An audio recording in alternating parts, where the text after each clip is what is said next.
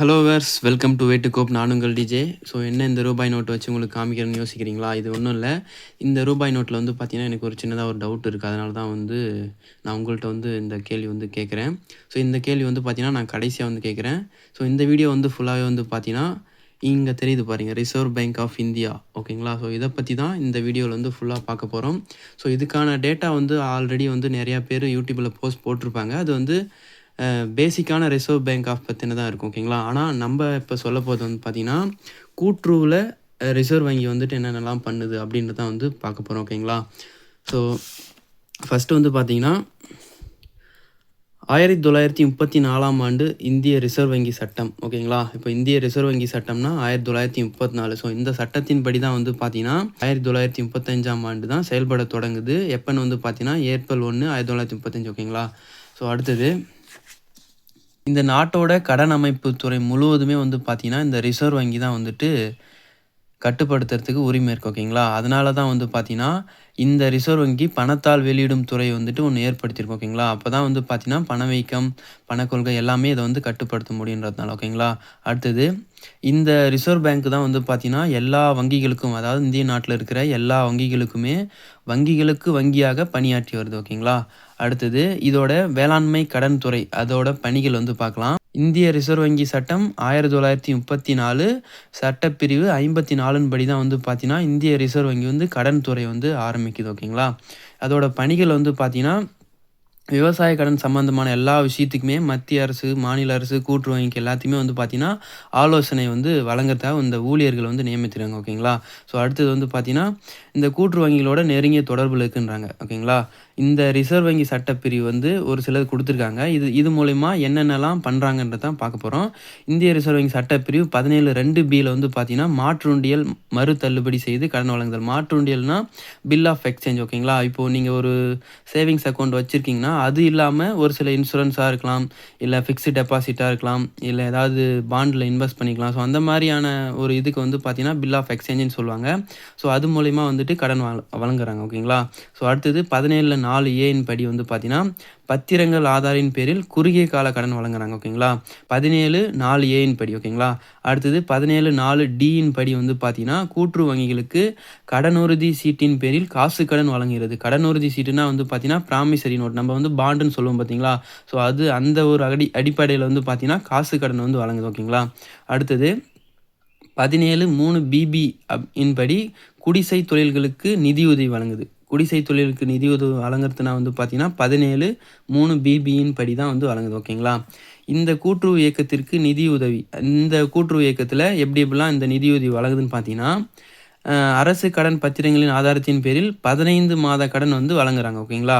Already அரசு கடன் பத்திரத்தோட பிரிவு வந்து பார்த்தீங்கன்னா 17(4)(a) இது படி தான் வந்து பார்த்தீங்கன்னா 15 மாத கடன் வந்துட்டு வழங்குறாங்க. ஓகேங்களா? ஸோ அடுத்தது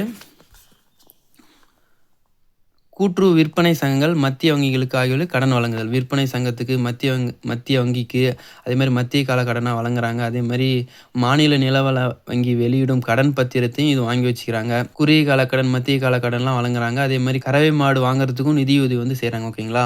இந்த ரிசர்வ் வங்கியோட கடன் தொடர்பு வந்துட்டு 3 பிரிவாக பிரிச்சிருப்பாங்க. என்னென்னு பார்த்தீங்கன்னா 1947 வரைக்கும், அதாவது தொடக்கம் வந்து பார்த்தீங்கன்னா 1935. அந்த 1935லேருந்து 1947 வரைக்கும் ஒரு பிரிவாக இருக்கும். அடுத்தது 1947லேருந்து அகில இந்திய கிராம கடன் வெளியீட்டு வரை இது வரைக்கும் ஒரு பிரிவாக இருக்கும். அகில இந்திய கிராம கடன் வந்து பார்த்தீங்கன்னா ஆர்பிஐ தான் வந்து அமைச்சிருக்கோம். ஓகேங்களா? ஸோ அது வரைக்கும் ஒன்று. அதுக்கப்புறம் 1954ல் அதிலிருந்து, அதாவது அகில இந்திய கிராம கடன் வந்துட்டு ஒரு பரிந்துரை வந்து வெளியிடுவாங்க. ஓகேங்களா? ஸோ அந்த அகில இந்திய கிராம கடன் வெளியீட்டிலேருந்து அதுக்கப்புறம் இன்றைக்கி வரைக்கும் இருக்கிறது ஒரு 3 பிரிவாக பிரிச்சுறாங்க. ஓகேங்களா?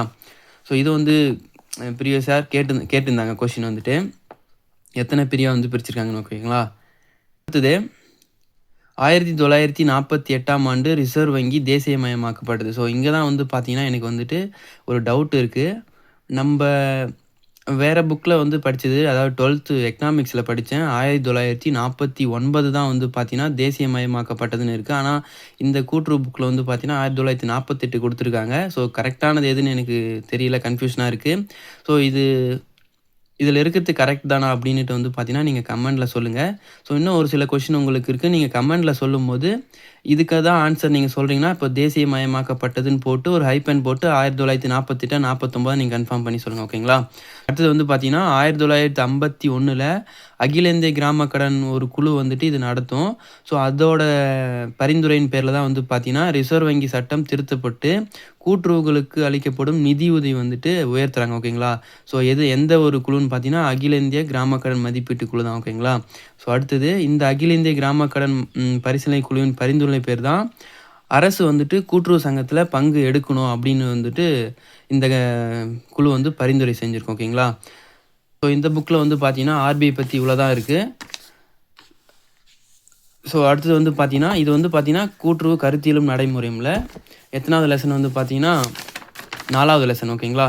ஸோ அடுத்தது வந்து பார்த்தீங்கன்னா, பேங்கிங். பேங்கிங்கில வந்து பார்த்தீங்கன்னா, இந்த ரிசர்வ் வங்கியோட இன்னும் ஒரு சில பண்புகள், அதாவது பண்புகள், செயல்பாடுகள், அத பத்தி ஒரு சில விஷயங்கள் வந்து இன்னும் பிரீஃபாவே நமக்கு குடுத்துருக்காங்க. ஒன் பை ஒன்னா பார்க்கலாம். ஸோ இப்போ வந்து பார்த்தீங்கன்னா, இந்திய ரிசர்வ் வங்கி வந்து பார்த்தீங்கன்னா, மைய வங்கி. ஓகேங்களா? இந்திய ரிசர்வ் வங்கி தான் மைய வங்கி. இந்தியாவின் மைய வங்கின்னு சொல்லுவாங்க. அதே மாரி இதுவே நாட்டின் தலைமை வங்கி, இந்திய அரசாங்கத்தின் வங்கி. ஓகேங்களா? ஸோ 3 பேரா வந்து இத சொல்றாங்க. ஒண்ணு மைய வங்கியாவும் இருக்கு. அதே மாரி நாட்டின் தலைமை வங்கியாவும் இருக்கு. அதே மாரி அரசாங்கத்தின் வங்கியாவும் இருக்கு. ஸோ இது 3மே வந்து பார்த்தீங்கன்னா, ஆர்பிஐ தான் குறிக்கும். ஓகேங்களா? ஸோ அடுத்தது வந்து பார்த்தீங்கன்னா, இது வந்து இதோட தலையாய பணி என்னன்னு பார்த்தீங்கன்னா, பணப்புழக்கம் மற்றும் கடன்களை கட்டுப்படுத்துவது. ஓகேங்களா?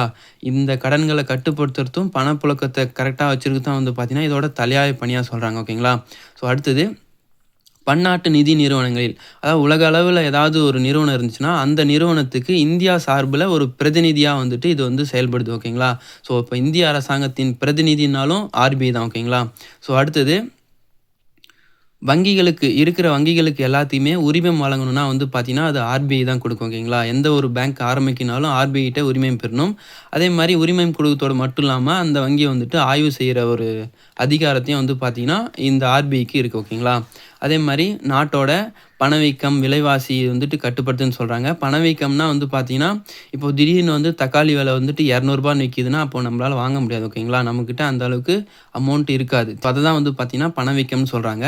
அதே மாரி வந்து பார்த்தீங்கன்னா, நாட்டின் பணக் கொள்கைய வந்துட்டு வகுத்து கொடுத்து, நடைமுறைப்படுத்தி கண்காணிக்கும் பணிய வந்துட்டு பார்த்தீங்கன்னா, இந்திய ரிசர்வ் வங்கி தான் செய்யுது. ஓகேங்களா? அப்ப நாட்டின் பணக் கொள்கையை வகுத்து கொடுத்தது யாருன்னு வந்து பார்த்தீங்கன்னா, இந்திய ரிசர்வ் வங்கி தான். ஓகேங்களா? ஸோ அடுத்தது பொருளாதார வளர்ச்சிய வந்துட்டு உறுதி செய்வது வந்து பார்த்தீங்கன்னா, இந்த ரிசர்வ் வங்கியோட ஒரு பணின்னு வந்து சொல்றாங்க. ஓகேங்களா? ஸோ வீடியோ வந்து பார்த்தீங்கன்னா, கொஞ்சம் லென்த்தா தான் போகும். நீங்க ஸ்கிப் பண்ணாம பாருங்க. எல்லா டேட்டாவுமே வந்து பார்த்தீங்கன்னா, இம்பார்ட்டன்ட் டேட்டா தான். நீங்க டிஎன்பிஎஸ்சி ஆஸ்பிரியன்ட்டா இருந்தாலும் வந்து பார்த்தீங்கன்னா, இதில வந்து பார்த்துக்கோங்க. ஸோ இது வந்து பேசிக்கான விஷயம் தான். அதாவது டிஎன்பிஎஸ்சிலயும் கேட்பாங்க, டிஆர்பிலயும் கேட்பாங்க, பேங்கிங் எக்ஸாமா இருக்கட்டும், எல்லாத்துலயுமே வந்து பார்த்தீங்கன்னா, இத வந்து கேட்பாங்க. ஓகேங்களா? ஸோ அடுத்தது வந்து பார்த்தீங்கன்னா, வங்கித்துறையை வலுப்படுத்தக்கூடிய பணியும் தான் வந்து பார்த்தீங்கன்னா, இந்த ரிசர்வ் வங்கி வந்து செய்யுதுன்னு சொல்றாங்க. அதுக்கப்புறமேட்டா வந்து பார்த்தீங்கன்னா, இந்திய ரிசர்வ் வங்கி வந்துட்டு அரசிற்கான வங்கியாவும், நிதி ஆலோசகராகவும் செயல்படுது. ஓகேங்களா? இந்த ரிசர்வ் வங்கி தான் அரசிற்கான வங்கியாளராகவும், நிதி ஆலோசகராகவும் செயல்படுது. அதே மாரி பணத்தாள்களை அச்சிட்டு மக்களுக்கு புழக்கத்தில் விடும் சிறப்பு அதிகாரம். ஸோ வேற எந்த பேங்க்குக்குமே இருக்காது. ஆர்பிஐக்கு மட்டும் தான் வந்து பார்த்தீங்கன்னா, பணத்தாள்களை அச்சிடும் அ அதிகாரம் வந்துட்டு இருக்குன்னு சொல்றாங்க. ஓகேங்களா? அதே மாரி வங்கிகளுக்கு வங்கிகளாக செயல்படுது. அதே மாரி வணிக வங்கிகளோட நடப்பு கணக்கு வந்துட்டு இந்த ரிசர்வ் வங்கி வந்துட்டு பராமரிக்குது. ஓகேங்களா? வணிக வங்கிகள், அதாவது பெரிய பெரிய பெரிய கன்ஸ்ட்ரக்ஷன் நிறுவனங்களோட கணக்கு எல்லாமே நடப்பு கணக்கு எல்லாமே வந்து பார்த்தீங்கன்னா, இந்த ரிசர்வ் வங்கி தான் பராமரிக்குது. ஓகேங்களா? ஸோ அடுத்தது வந்து பார்த்தீங்கன்னா, இந்த ரிசர்வ் வங்கிக்கு கீழ அட்டவணையில இடம்பெற்ற வங்கி எல்லாமே வந்து பார்த்தீங்கன்னா, ஒரு குறிப்பிட்ட அளவுக்கு ரொக்க இருப்பு வந்து வச்சிருக்கணும்னு சொல்லுது. ஓகேங்களா? அது வந்து சிஆர்ஆர், எஸ்எல்ஆர்ன்னு சொல்லுவாங்க. ஸோ அது வந்து பார்த்தீங்கன்னா, நம்ம நெக்ஸ்ட் வீடியோல வந்து பார்க்கலாம். ஸோ இதுக்கே வந்து பார்த்தீங்கன்னா, நிறைய நேரம் ஆகுது. ஸோ அடுத்தது வந்து பார்த்தீங்கன்னா, பொருளாதார அமைப்பில வந்துட்டு பணப்புழக்கம், கடன வந்து கட்டுப்படுத்தும் அதிகாரமும் வந்துட்டு வந்து பார்த்தீங்கன்னா, இந்த ரிசர்வ் வங்கிகிட்டே தான் இருக்கு. ஸோ அடுத்தது வந்து பார்த்தீங்கன்னா, இந்த வங்கிகளுக்கு கடன் வழங்கும் இறுதி நிறுவனமாக இருக்குது. ஸோ எல்லா வங்கிக்குமே வந்து பார்த்தீங்கன்னா, ஆர்பிஐ மூலியமா தான் கடன் வந்துட்டு போகுது. ஓகேங்களா? அதேமாரி அந்நிய செலவாணி காப்பாளராகவும் இந்திய ரிசர்வ் வங்கி வந்து திகழ்கிறது. ஓகேங்களா? ஸோ இது எல்லாமே வந்து பார்த்தீங்கன்னா, இந்த ரிசர்வ் வங்கியோட பண்புகள். ஸோ இது மட்டும் இல்லாம கூட்டுத்துறையில வந்துட்டு பார்த்தீங்கன்னா, இந்த ரிசர்வ் வங்கி வந்துட்டு ஒரு சில வேலைகள் வந்து பார்க்கும். என்னன்னு பார்த்தீங்கன்னா, ரிசர்வ் வங்கிக்கு கடன் குடுத்தா மட்டும் போதாது. அத வந்து ஆய்வு பண்ணணும் அப்படின்ற ஒரு வேலை தான். ஓகேங்களா? ஸோ அது வந்து பார்த்தீங்கன்னா, இந்த ஆல்ரெடி சொன்ன பாயிண்ட் தான். மத்திய வங்கி தலைமை வங்கியாவும் இருக்குது. அதே மாரி வங்கியல் ஒழுங்குமுறை சட்டம் இந்த பேங்க்குக்குன்னே தனியா வந்து பார்த்தீங்கன்னா, 1949ல வந்துட்டு ஒரு சட்டத்த வந்து இயற்றியிருப்பாங்க. ஓகேங்களா? ஸோ அந்த சட்டப்பிரிவு 35ன் படி வந்து பார்த்தீங்கன்னா, கூட்டுறவு வங்கிகளை ஆய்வு செய்யும் அதிகாரம் வந்து ரிசர்வ் வங்கிக்கு வந்து இருக்குது. ஓகேங்களா? இந்த அ 1949 சட்டம் வந்துட்டு எப்போ கூட்டுறவு சங்கத்துக்கு வந்துட்டு ஃபுல்லாவே இம்ப்ளிமெண்ட் பண்றாங்கன்னு வந்து பார்த்தீங்கன்னா, 1966ல ஓகேங்களா? ஸோ இந்த வருஷம் தான் வந்து பார்த்தீங்கன்னா, கூட்டுறவு சங்கத்துக்கு இந்த வங்கி ஒழுங்குமுறை சட்டம் வந்துட்டு கொண்டு வந்திருப்பாங்க. ஓகேங்களா? அதே மாரி வந்து பார்த்தீங்கன்னா, இச்சட்டத்தின்படி வந்து பார்த்தீங்கன்னா, மாநில கூட்டுறவு வங்கி, மத்திய கூட்டுறவு வங்கி மற்றும் கூட்டுறவு நகர வங்கி இந்த 3 வங்கியுமே வந்து பார்த்தீங்கன்னா, ஆய்வு செய்யும் அதிகாரம் வந்துட்டு ரிசர்வ் வங்கிக்கு வந்து குடுத்துருக்காங்க. ஓகேங்களா? ஸோ அடுத்தது இந்த என்ன மாரி ஆய்வு பண்ணுவாங்கன்னு பார்த்தீங்கன்னா, இவங்க குடுக்குற நிதி வந்துட்டு, அவங்களுடைய கொள்கைப்படி, அவங்களுடைய அறிவுறுத்தலின்படி கரெக்ட்டா பயன்படுத்துறாங்களா? அப்படின்றது தான் வந்து பார்த்தீங்கன்னா, ஆய்வு பண்ணுவாங்க. அதோட சட்டப்பிரிவு 35 ஓகேங்களா? ஸோ இதோட அதிகாரம்லாம் என்னென்ன இருக்குன்னு பார்த்தீங்கன்னா, இப்போ ஒரு நிறுவனத்துக்கோ, ஒரு சங்கத்துக்கோ போயிட்டு ஆய்வு பண்ணுதுன்னா, அந்த கணக்குகள், பதிவேடுகள் ஆய்வு செய்யும். அவங்க எந்த கேட்டாலுமே வந்து பார்த்தீங்கன்னா, அந்த ஒரு பேங்க்ன்றது வந்து குடுத்தாகணும். ஓகேங்களா? இந்த ஆய்வின் போது வந்து பார்த்தீங்கன்னா, தேவைப்படுற படிவமா இருக்கட்டும், அறிக்கையா இருக்கட்டும், கோப்பா இருக்கட்டும், எல்லாமே வந்து பார்த்தீங்கன்னா, சமர்ப்பிக்கிறதுக்கு இதோட அலுவலர்களும், அந்த சம்மந்தப்பட்ட வங்கியோட அலுவலர்களும், நிர்வாகிகளும் வந்து கடமைப்பட்டுக்கணும். ஓகேங்களா? அவங்க எது கேட்டாலுமே வந்து குடுக்கணும். இல்லன்ற வந்து மறுப்பு தெரிவிக்கக்கூடாது. ஓகேங்களா? ஸோ அதே சேம் தான் இங்கேயும் இருக்கு. ஆய்வு அதிகாரி கேட்கப்படும் விவரத்த வந்துட்டு குடுக்கணும்னு சொல்றாங்க. அடுத்தது ஆய்வு முடிஞ்சதுக்கு அப்புறமேட்டுக்கா, அதோட அறிக்கை வந்துட்டு சம்மந்தப்பட்ட வங்கிக்கும், மாநில பதிவாளருக்கும் வந்து பார்த்தீங்கன்னா, ஒரு நகல் வந்துட்டு இந்திய ரிசர்வ் வங்கி வந்து அனுப்பணும்னு சொல்றாங்க. ஓகேங்களா? ஸோ அடுத்தது இது வந்து பேங்கிங் புக்ல இருக்கு. பேங்கிங் புக்ல லாஸ்ட் லெசன்ல இருக்கு. ஸோ அடுத்தது வந்து பார்த்தீங்கன்னா, அ அ 12த் எக்கனாமிக்ஸ் ஓகேங்களா? இதில வந்து பார்த்தீங்கன்னா, இன்னும் ஒரு சில டேட்டா குடுத்துருக்காங்க. அதையும் நம்ம வந்து கவர் பண்ணிடலாம். ஸோ ஃபர்ஸ்ட்டு வந்து பார்த்தீங்கன்னா 1934ஆம் ஆண்டு சட்ட விதிப்படி தான் வந்து பார்த்தீங்கன்னா, ஏப்ரல் 1ஆம் தேதி வந்து இந்த ரிசர்வ் வங்கி வந்துட்டு வருது ஓகேங்களா? அதே மாரி வந்து பார்த்தீங்கன்னா, ஜனவரி 1 1949ல தான் வந்து பார்த்தீங்கன்னா, தேசியமயமாக்கப்படுது. ஸோ இதுதான் வந்து பார்த்தீங்கன்னா, உங்களுக்கு நான் ஆல்ரெடி ஃபர்ஸ்ட்டே வந்து சொல்லியிருந்தேன். கூட்டுறவு புக்ல வந்து பார்த்தீங்கன்னா 48 இருக்கு. ஆனா இதில வந்து 49 இருக்கு ஓகேங்களா? ஸோ இதான் கொஞ்சம் கொஞ்சம் கன்ஃப்யூஷனா இருக்கு. ஸோ நீங்க மறக்காம வந்து கமெண்ட்ல சொல்லிட்டு போங்க. இது எது கரெக்ட்டுன்னிட்டு. அதே மாரி வந்து பார்த்தீங்கன்னா, 1937ல வந்து இதோட தலைமையகம் வந்து கல்கத்தாவிலிருந்து மும்பைக்கு வந்துட்டு மாத்துறாங்க ஓகேங்களா? எப்பன்னு வந்து பார்த்தீங்கன்னா, 1937. ஸோ இதோட முதல் ஆளுநரா யார் இருந்தாங்கன்னு வந்து பார்த்தீங்கன்னா, ஓஸ்போர்ன் ஸ்மித் ஓகேங்களா? அவங்க தான் வந்து பார்த்தீங்கன்னா, ஆர்பிஐயோட முதல் ஆளுநரா இருக்காங்க. அதே மாரி வந்து பார்த்தீங்கன்னா, உங்களுக்கான ஒரு கேள்வி வந்து கேட்கிறேன். தற்போதைய ஆளுநரா யார் இருக்காங்கன்னு வந்துட்டு கமெண்ட்ல சொல்லுங்க ஓகேங்களா? ஸோ தற்போதைய ஆளுநர்ன்னு போட்டு அவங்களுடைய பேர் வந்து மென்ஷன் பண்ணி சொல்லுங்க. ஏன்னா நெறையா கேள்வி கேட்கும்போது, வீடியோ பார்க்குறவங்களுக்கு வந்து கன்ஃப்யூஷன் ஆவாம இருக்கும் ஓகேங்களா? ஸோ அடுத்தது வந்து பார்த்தீங்கன்னா, ஸோ இதில எல்லாமே வந்து பார்த்தீங்கன்னா, இந்த அ அரசன் வங்கியா செயல்படுறது, காகித பணம் அச்சிடுறது எல்லாமே ஆல்ரெடி பார்த்தது தான். ஸோ மொதல்ல எப்போ வந்துட்டு இந்த பணத்தெல்லாம் அச்சிடுறாங்கன்ற ஒரு விஷயம் குடுத்துருக்காங்க. 18ஆம் நூற்றாண்டு தான் வந்து பார்த்தீங்கன்னா, இத வந்து ஸ்டார்ட் பண்ணியிருக்காங்க ஓகேங்களா? அப்போ வந்து ஸ்டார்ட்டிங்கில தனியார் வங்கியா இருக்கிற வங்காள வங்கி, மும்பை வங்கி, சென்னை வங்கி இதெல்லாம் தான் வந்து பார்த்தீங்கன்னா, முதல்ல வந்து காகித பணத்த வந்துட்டு அச்சடித்தாங்க ஓகேங்களா? அதுக்கப்புறமேட்டுக்கு தான் வந்து பார்த்தீங்கன்னா ஷெர்ஷா சூரி அப்படின்றவர் தான் வந்து பார்த்தீங்கன்னா, ரூ. 1க்கு 40 செம்பு நாணயங்கள் என்ற விகிதத்தில வந்துட்டு பார்த்தீங்கன்னா, முதல் ரூபாய் வெளியிடப்பட்டுள்ளது ஓகேங்களா? ஸோ ரூ. 1க்கு 40 செம்பு நாணயங்கள் ஓகேங்களா? முதல்ல இவர் தான் வந்து பார்த்தீங்கன்னா, ஷெர்ஷா சூரின்றவர் தான் வந்து பார்த்தீங்கன்னா, ரூ. 1க்கு 40 செம்பு நாணயங்கள வந்துட்டு வெளியிடுறாரு. அதே மாரி இந்த ரூபாய் அப்படின்ற ஒரு சிம்பல வந்துட்டு யாரு வந்துட்டு வடிவமைச்சார் அப்படின்றத வந்துட்டு நீங்க கமெண்ட்ல சொல்லுங்க.